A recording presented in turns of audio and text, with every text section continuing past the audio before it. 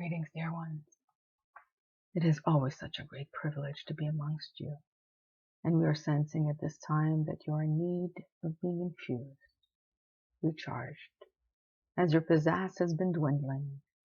And what we want you to understand, it is very similar to a soda can that has been shaken, and unless it has time to settle, if it is opened prematurely, well, you know the mess it can create.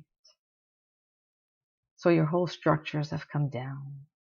The ground that you stood upon, that you believed to be solidified, that you thought was your foundation, you have now come to the awareness that there have been cracks within that foundation.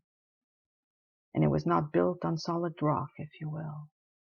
And what we mean by this, as you embody more of the Christ consciousness that we have been working with you, there is a greater expansion, and as this expansion reaches out before you, behind you, beside you, above you, and below you, all that was created from fear-based beliefs, all that held control over your day-to-day activities, no longer holds the same grip on you.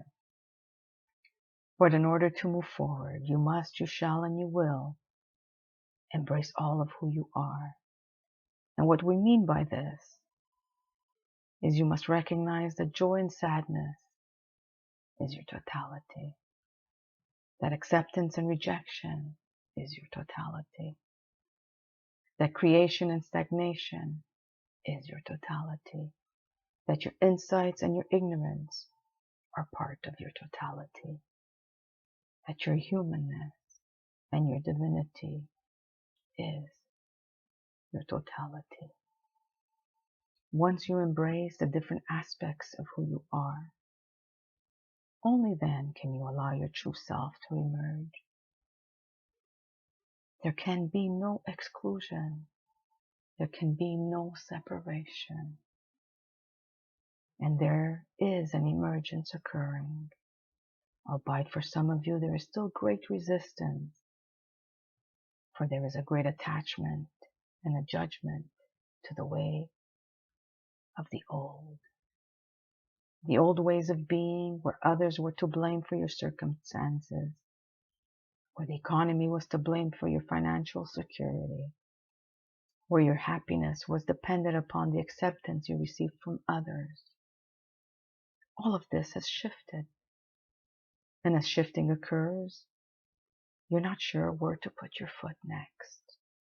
Where is safe ground? Where is solid ground? Now we ask at this time for you to exercise great tolerance, great compassion, great love, love for thyself, for each of you has been brought to the altar, and you have walked to this altar in faith, and yet you have returned away in shame.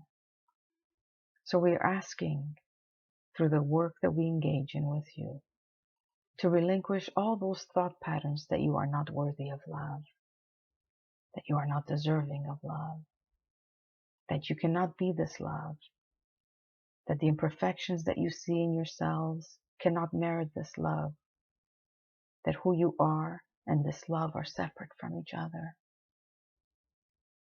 that you require so much more, to do so much more, and yet the invitation is simply to relax, to take a deep breath, to acknowledge, to surrender.